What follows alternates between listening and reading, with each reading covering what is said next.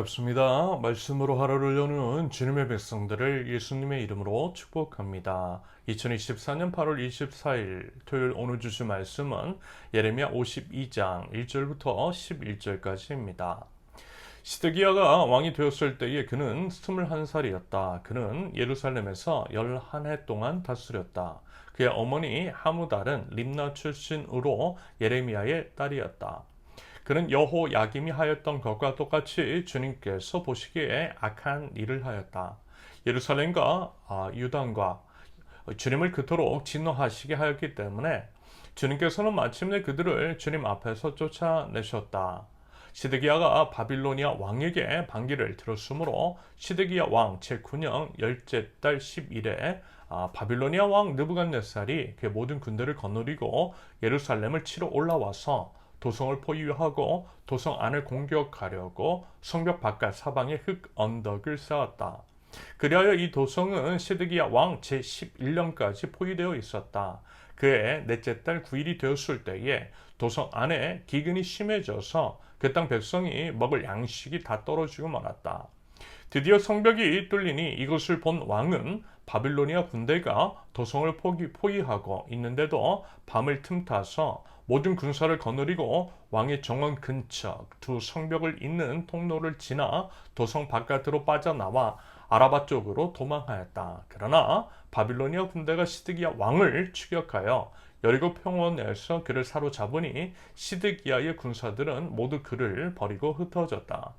바빌로니아 군대가 시드기야 왕을 체포해서 하맛 땅에 리블라에 있는 바빌로니아 왕에게 끌고 가니 그가 시드기야를 신문하고 또 바빌로니아 왕은 시드기야의 아들들을 그가 보는 앞에서 처형하고 역시 리블라에서 유다의 고관들도 모두 처형하였다. 그리고 바빌로니아 왕은 시드기야의 두 눈을 뺀 다음에 쇠사슬로 묶어서 바빌론을 끌고 와서 그가 죽는 날까지 감옥에 가두어 두었다. 아멘. 이제 오늘과 내일이면 예레미야 총 52장의 말씀이 마무리됩니다. 보니까요, 오늘이 예레미야 106번째 시간입니다. 참 길게 말씀을 나누고 있는데요.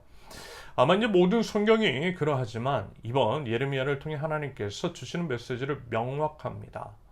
오직 왕이신 하나님을 하나님으로 모시는 것, 하나님을 경외하는 것, 그리고 그것은 하나님의 말씀대로 행하여 사는 것, 바로 그런 것들을 의미하는 거죠. 그게 바로 하나님 나라 백성다운 삶이라는 것입니다.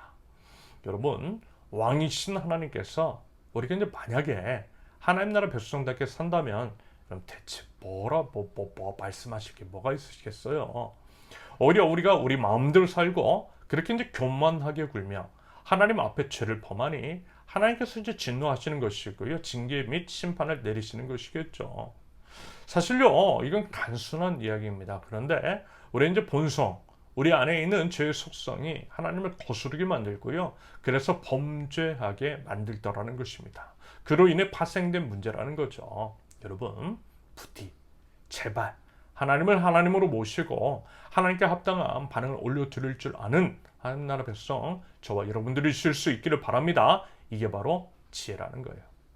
그러면서 예레미야의 메시지를 보면 당연히 하나님 나라 백성인 남유다에 관한 심판 및 징계의 메시지가 줄을 이루고 있어요. 그러다가 남유다 주변 국가들, 예를 들면 이집트, 모압과 암몬, 블레셋, 그 외 여러 나라들에 대한 심판의 이야기가 등장합니다. 아울러 어제 이제 예레미야 51장까지는 남유다와 그 주변 국가를 심판하실 때 그 도구로 사용하셨던 바빌로니아에 대한 심판 메시지였어요.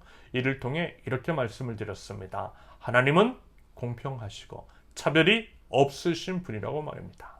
그래서 남유다 든 그 주변 국가 든 그들을 심판하시는 도구인 바빌로니아 든 그들이 행한 대로 보응하시더라고 했어요. 하나님을 경외하는 자에게는 상급을, 그렇지 않고 하나님을 거스르는 자에게는 심판을 내리신다라고 했습니다. 그래서요, 그에 대한 내용을 살펴보았습니다. 그러면서 예레미야의 마지막 장인 예레미야 52장은 지난 남유다의 마지막에 관한 모습, 즉 예레미야가 예언했던 것이 이제 실현되는 장면에 관한 진술입니다. 그리고 이것은 예레미야 39장의 진술과 비슷하고요. 시드기야 왕이 바빌로니아의 배반으로 인한 바빌로니아의 예루살렘 침공, 그로 인한 시드기야 왕의 비참한 최후 등에 관한 내용입니다. 심판의 이유로서요, 성경은 분명하게 진술하고 있어요. 2절과 3절을 보면 그는 여호야김이 하였던 것과 똑같이 주님께서 보시기에 악한 일을 하였다. 예루살렘과 유다가 주님을 그토록 진노하시게 하였기 때문에 주님께서는 마침내 그들을 주님 앞에서 쫓아내셨다. 이 진술을 통해 우리는 이런 것들을 유추해낼 수 있을 것 같아요. 먼저는 심판의 이유가 다름 아닌 주님께서 보시기에 악한 일을 했기 때문이라는 것입니다. 하나님은요, 하나님을 존중히 여기는 자를 존중히 여기시고 그렇지 않은 자를 경멸하신다라고 했습니다. 행한 대로 보응하시는 주님이 있어요. 그로 인한 심판이라는 것입니다. 여러분, 하나님은요, 아무런 이유 없이 혹은 감정대로 행하시는 분이 아니십니다. 분명한 이유와 근거에 따라 보응하셔야 납득할 만한 근거가 있으시다라는 것이고요. 그것을 위해 그 전에 다 보고 기억하고 계시다라는 거죠. 그에 따른 보응인 것이고, 그렇기 때문에 하나님은 공의로우신 분이라 할 수 있는 것이겠습니다. 하나님이 이렇게 시드기야를 그의 악함 때문에 심판하셨는데 그 악함에 대해 여호야김이 하였던 것과 어떻게 해요? 똑같이라고 하는 표현을 사용합니다. 그러면 여러분, 이게 과연 무슨 의미겠습니까? 아마도 이것은요, 악의 전염성에 대해서 말씀하고 계신 것 같다라는 판단입니다. 금묵자흑이라는 말이 있고, 까마귀 노는 곳에 백로야 가지 마라 라고 하는 말이 있어요. 말하자면 그런 것이겠죠. 이런 의미에서 본받아야 할 대상을 잘 고르는 것, 혹은 만나는 사람을 잘 만나야 하는 것은 분명 중요합니다. 공동체도요, 마찬가지라고 생각해요. 좋은 사람들끼리, 하나님 나라 백성들끼리 선한 연합 전선을 이루어야 한다라는 거죠. 여러분, 우리 사회, 우리나라의 정치 지도자들을 볼 때 여러분 요즘 많이 느껴지지 않아요? 말도 안 되는 이상한 사관을 가지고 궤변을 늘어놓고 나라를 어지럽히는 자들이 너무 많이 있는 것 같아요. 그런데 그들이 서로 영향을 주고받으며 힘을 규합하고 있습니다. 그러면서 이제 그게 무서운 것이 뭐냐면 그 영향력이 주변으로까지 점점 확산이 되고 우리나라 전체에 악영향을 끼치고 있다는 것입니다. 그리고 그 의도성을 가지고 행하는 모습들이 엿보이더라는 거예요. 이게 심각하다라는 것입니다. 여러분, 그랬어요. 여러분, 중요한 것이 뭐겠어요? 끊어내버리는 거예요. 싹을 단호하게 잘라내 버리는 것이 중요합니다. 다음 달부터 열왕기 하를 다루는데요, 왕들의 이야기를 통해 아마 이런 것들을 발견하실 수 있으실 것입니다. 보통은요, 왕들이 선대 왕에게 영향을 받아요.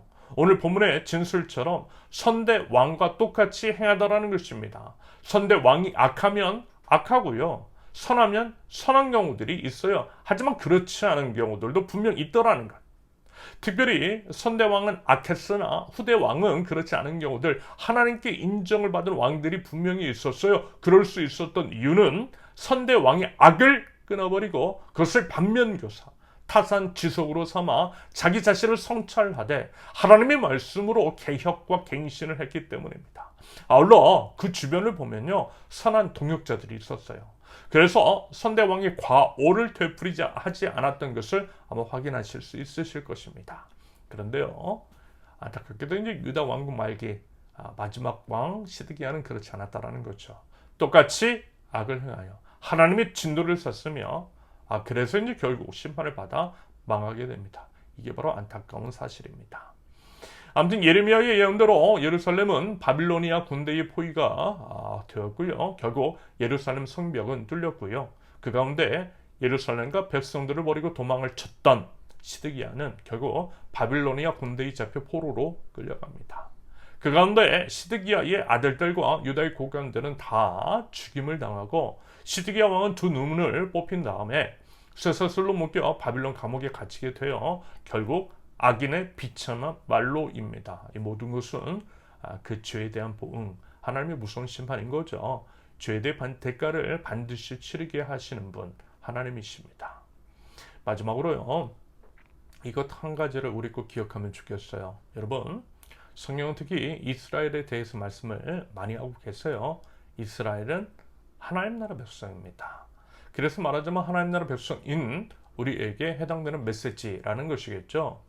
그들을 비유로 사용하시고 그들에 대한 상징으로 우리에게 전하고자 하시는 하나님의 말씀, 하나님의 메시지에 귀를 기울이실 수 있기를 바랍니다. 여러분, 내가 내 자녀를 더 신경 쓰는 것이지 남의 집 아이에 대해서는 그렇지 않아요. 이스라엘은 하나님의 자녀. 그래서 이스라엘에 대한 이야기가 더 많이 나오는 것이고 이스라엘에 대해서 어쩌면 더 단호하게 하시는 것처럼 보일 수 있어요. 그만큼 소중하다라는 것이고요. 너는 내 자녀라고 하는 의미인 것이겠죠. 여러분, 우리가 그렇다라는 거예요. 하나님의 우리를 향한 마음이 그러시다라는 것입니다. 여러분, 이와 같은 관점에서도 한번 말씀을 살펴보실 수 있기를 바라고요. 부디 하나님의 말씀을 그저 텍스트로 넘겨버리는 것이 아니라 지금 나에게 주시는 하나님의 말씀으로 받아들이실 수 있기를 바랍니다. 예레미야를 통해 적용해 본다면 하나님을 하나님으로 모시고 하나님 나라 백성다운 삶을 살아가고 있는지, 우리 이제 삶을 십자가 아래 진지하게 성찰할 줄 아는 저와 여러분들 하나님 나라 백성 모두 되실 수 있기를 예수님의 이름으로 축원합니다. 함께 기도합니다. 저를 하나님 나라 백성 삼아주신 온 우주의 왕이신 주님 앞에 엎드려 하나님께서 받으실 만한 예배를 올려드립니다. 하나님의 음성에 즉각적으로 반응할 줄 아는 저희들, 겸손의 마음을 하나님 허락하여 주셔서 회개에 합당한 삶의 열매를 맺을 줄 아는 하나님 나라 백성들 저희 될 수 있도록 우리 하나님 인도하여 주옵소서. 예수님의 이름으로 기도합니다. 아멘. 하나님께서 오늘 주신 말씀과 각자의 기도 제목을 놓고 우리 잠시 기도합니다.